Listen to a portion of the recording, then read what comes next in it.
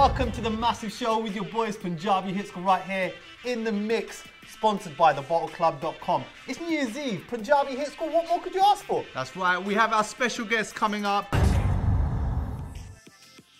Yeah, you know what it is. It's the world famous Panjabi Hits right here with a massive show in the mix, brought to you by thebottleclub.com. Now, next guest, because it's New Year's Eve, we thought we'd make it extra special, man. He's been in the music industry for over 25 years, giving us massive hits like Jak De, Arranged Marriage, the massive hit with Jazzy B, Dil Lutea. Oh man, we salute this guy to the maximum. As well as that, going into the mainstream charts, massive influence of reggae music. Asian brother, taking it to the charts, man. Please put your hands together for the main man, Apache Indian. Yes, big my respect. G. How you doing, man? Hit squad, man. Wicked. Yes. Nice to be here, man. So, how does it feel to be in this industry 25 years on and still be relevant today? Yeah, it's very, very important to be relevant. But yeah, it's been a bit of a journey. 27 years, and a lot changed over the years. The internet, especially. So to survive the whole of that. There was a time when no one could control that. Yeah, good music, and the fans have kept us going. 3 generations of fans all over the world. So, no, I'm blessed. Blessed. Could we just rewind like 25 years or even more, like to when you started? Like, how difficult was it for you to break through? Young Asian kid doing reggae music, putting out massive joints like that. Where did that whole influence and how did this all come about? I mean, the influence when I was a young boy, teenager, I loved reggae music. I loved all the reggae artists that used to come to Birmingham. We have a massive Jamaican community and Caribbean and stuff, just like the Asian community. So, Steel Pulse come from Birmingham, come from Handsworth. Same school as me, Handsworth Boys School. We have Musical Youth, we have UB40. So, and you know, I love reggae music as a teenager, but going right back, I had to trace my roots right back. And when my parents of Punjab, when they settled in the country and they used to go to work for 8 to 10 hours a day, I was dropped off next door with a nanny who's Jamaican.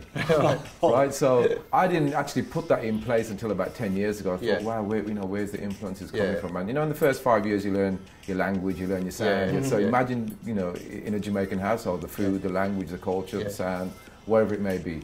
So I say to people, it wasn't just an understanding of the music and the like of the music, it's understanding of the culture. Because you know, when you're on the mic, it's great, but when you're off the mic, you can relate to the culture. I've been to Jamaica, you have Jamaican friends, you speak the language, all the rest of it. So I got into more of that before you heard a song. So when you heard something that was really real, it was a mixture of my great Indian roots and the richness from India and the culture, the sound, the language, but also my love of reggae, and the understanding of the Jamaican language, the culture. Put that together, you have those songs. Because like you're saying, you brought 2 cultures and 2 musical genres together, but blended it so well. Because it was the way we lived. You know, people thought it was a little formula. And it wasn't a formula, it was just, this is the way we lived. You know, you could be with your mother and speaking in Punjabi, you can go on the street straight away, it becomes patois. And the country you live in is British. So all those elements were there. So it wasn't a formula, it was just that this is who I am. And if it didn't work, those movie openings and chocolates, they worked for me. I was actually surprised that they worked for other people, but you know, it reflected not only Handsworth, but how people are growing up around the world, from Toronto to New York to wherever. So it kind of hit a nerve with people. I said, oh wow, okay. All across the globe, like you're saying. I mean, it's funny because, you know, I see a lot of Asian kids nowadays, when they're getting their hair done, they're getting the patterns put in their hair, they go all this. I was like, yo man, Apache Indian started all that for us Asian brothers. 20-something years ago. I remember like the first album cover, and it was actually one of the first Asian albums they ever bought, because while, you know, the Hida, the Bremis and all that were all great, but they were now starting to become older, and we needed a new generation. So yourself, Bali Sagu, all these people coming through. You know, it was one of the first albums I got. I was like, yo, this is me. You know, you had jeans on. You kind of were exactly what I was seeing when I walked out the street. You know, how was that the first time? Like, you must have gone home and gone, this is me now. You know, were your parents like, yo, what are you doing? I think they got used to me and the way I was over the years. But it was different. I haven't, you know, could never say it was easy. It was different. I just wanted to be myself. I actually grew my dreadlocks when I was 18. Before you saw the lines and everything. And I think even my parents, they're from India. You know what I mean? And you know what the family's like. You know, everyone's saying, you know. But I was a good boy, you know, as far as I'm concerned. I just love this. I'm a good, and I think they got used to me and understood me even more when they heard my music. My own parents, they say, listen, he's doing reggae, but no, I can hear an Indian sound, I can hear an Indian, Punjabi boy, you know what I mean? So my people around me, I had to convince them through my music, and it took a while. Yeah. Took a while, but I said, yeah, okay, I'm good. You know what I mean? And even the Asian scene at that time, the music scene, like you said, there was Bhangra, there was this, there was that, there was Hindi, there was Bollywood. There was no Asian urban anything. Yeah, there wasn't, So we didn't fit into anything. So we had to create something, and it created a whole genre. Yeah, that's later on in the years, it created its own lane. Which, as I said, it wasn't what we was trying to do, but you know what we call today the Asian urban sound came from those early records, not just from myself, but from other people on the scene as well. So what was it like? So when your mum called you by your home name, what did you say? No, mum, I'm the Don Raja. I'm Don Raja now. That's what you got to be calling. No. I mean, they couldn't understand me first, but as I said, there was turn the music down, all the rest of it. But I think I just convinced them I was good. I did what I did. I have a passion for music. But I think reggae or any other kind of style of music, parents are just like music. You don't want to get into music, educational. So they were worried like everybody else. But I won them over in the end. And back then, it was probably much harder. It was harder. It was hard, especially when people think you're trying to step out your culture, you're trying to be black, you're trying to do something different. I represent a new culture. Embrace your culture.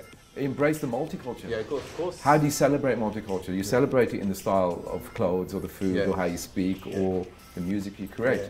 So I'm still celebrating that culture that I grew up with. Birmingham culture. It's very unique to Birmingham as well. The reggae, the Indian. The reggae sound, Had it been a different city, maybe not. Maybe different. Maybe no music at all. So, it's really a celebration of Birmingham. UB40, white reggae group, one of the biggest in the world. That shows culture and diversity right there. So what you saw is what you got from me. And how was it collaborating with some of the biggest artists? You weren't only accepted by the Asian music industry, you've been accepted by a wider music industry. Even the dancehall industry, which was probably hard. I mean, Chuck there was #1 in Jamaica. But then on top of that, you collaborated with Maxi Priest, Rex and Effect. That's right. Shaggy, all these different people. How was it? It was great. When you saw that? It was great. I mean, Shaggy came over and stayed at my house when Chuck there came out before you even heard him. Shaggy, and he came over. He was Apache Indian. I love that song.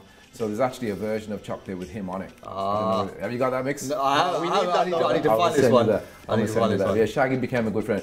But more than the collaborations, I wanted to do something new. So when we had Maxi Priest on the first album, he was singing in Panjabi. So trying to do a, he grew up with Asians in India, in London, so why shouldn't he? But the unique position was to be able to collaborate with reggae artists. And next day you can collaborate with Indian artists like Maxi Priest. I mean, like Jazzy B, Asher Mosley, Ella Rahman, different generations. Best of both worlds, really. Best of both worlds. And the pop world. So Tim Dog. That's right. Boy George. Tim Dog from back in the days. Make way for the Indians. So Rex in Effect, like you said. So all of a sudden, I mean, do you have a reggae artist that can do all those? Nope. Probably not. Do you have an Asian artist that can fall into those? So no. So you're creating definitely your own lane, inspiring people, saying that we can do different things. And I'm proud to be a part of that journey. And a lot of people came on and made it bigger and stronger. Of course. And we have a good scene. And a lot of people learn Punjabi from you as well. There you go. But we definitely do have a good scene.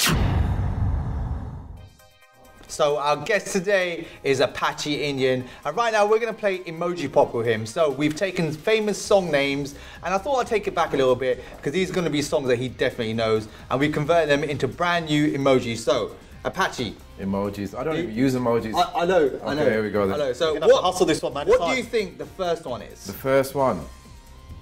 It's a band you mentioned a little while ago. Did I? Yeah.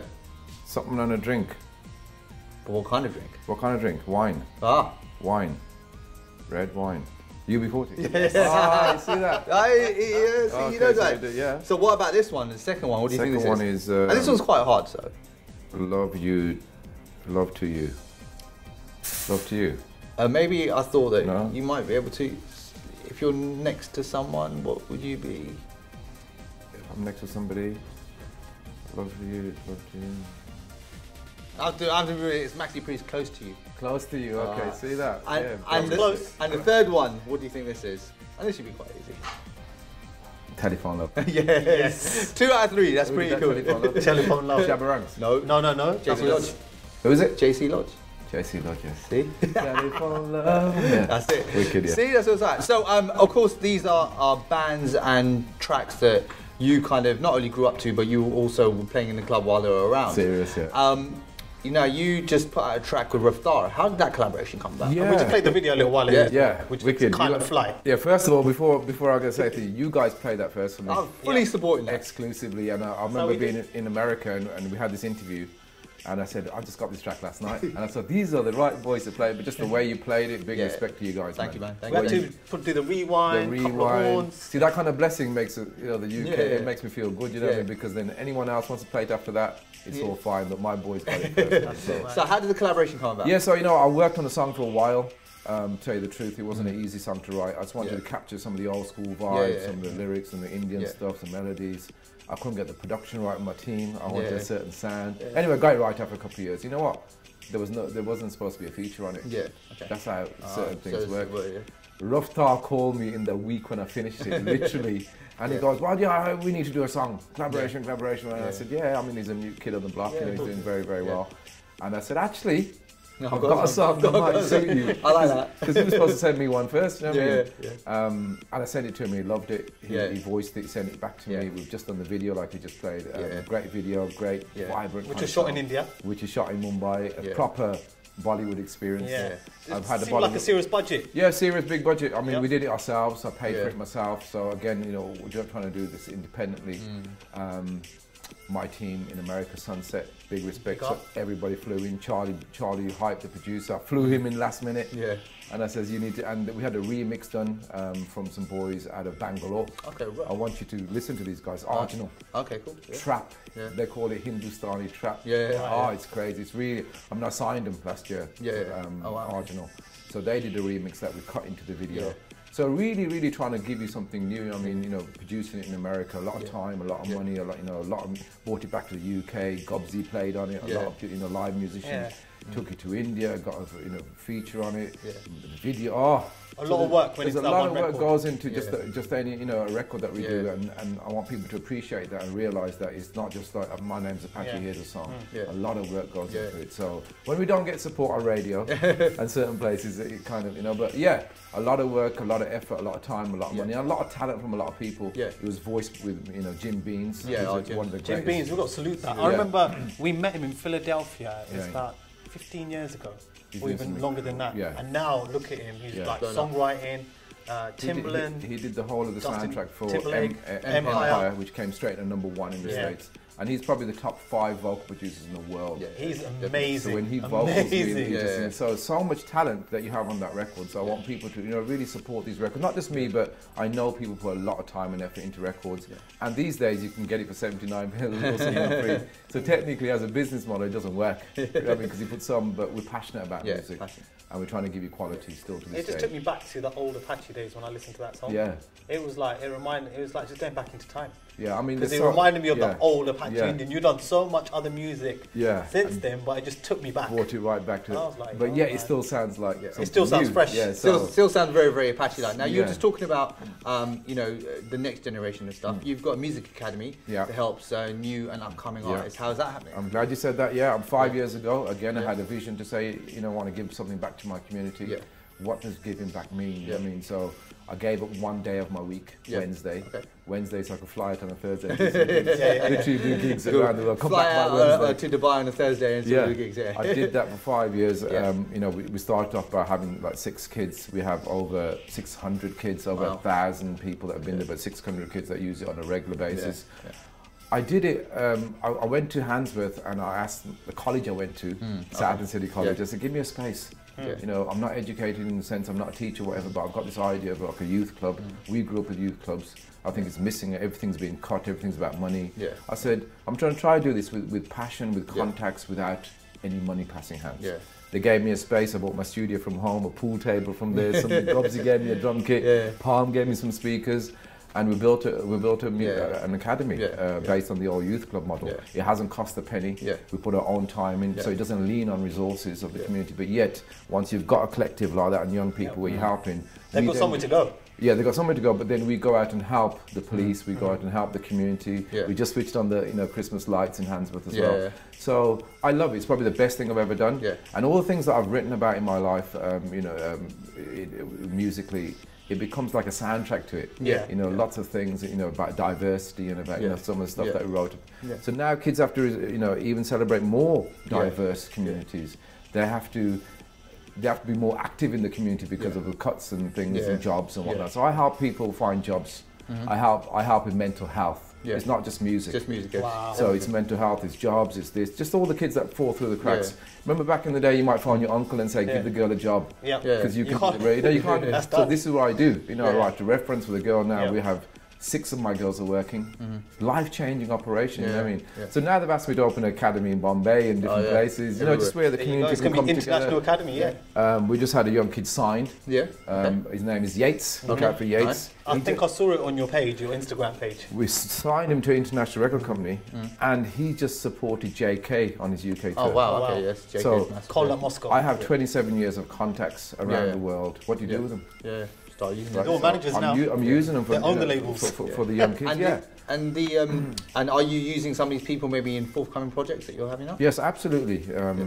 Projects, whether they're performing, we give them opportunities. I will jump on some collabs as well, but I have this, like I said, I have this worldwide base where I can get someone into Bollywood. Some young girl wants to be an actor. You know, at least, you know, it's who you know in this industry.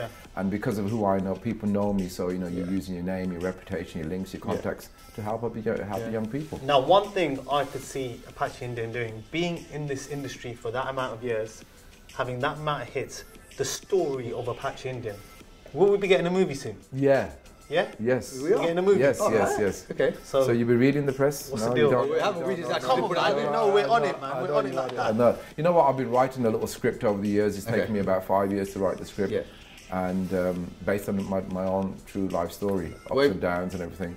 I met with Gorinda Chadha last year. A few times I met her. So, and now she's working at Ealing on a project. So I went to see her and gave her the script. And she loves the script. Well, I mean, if you need 2 DJs, you guys are going to be in the movie. Because you're part of the story. We're there for you. Well, thank you very, very much. When's new music dropping for you? So new music in the new year. I'm doing a lot of touring in the new year. So look out for the touring around the world. All over. I'm going to India in February. I'm going to Canada and America in early summer. We follow wherever the sun is. The sun's shining, we'll be there. We're back here. Sunset. Sunset, So look out for touring, look out for new music, look out for collabs, look out for my young kids from the academy. If you are young out there and you want to get involved with the academy, just some help and support. I don't care if you come wherever you come from. Come and see us.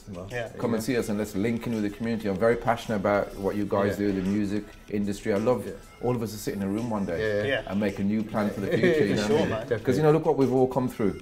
There's a lot. A lot of it is kind of trial. And we've got, people shouldn't be comfortable. There's things to do.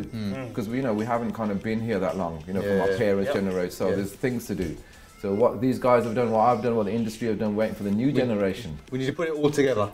Put it up together and keep building it, So, well, thank you very, very much. Thank you, guys. We are blessed. Happy New Year to everyone. Happy New Year. Happy New Year.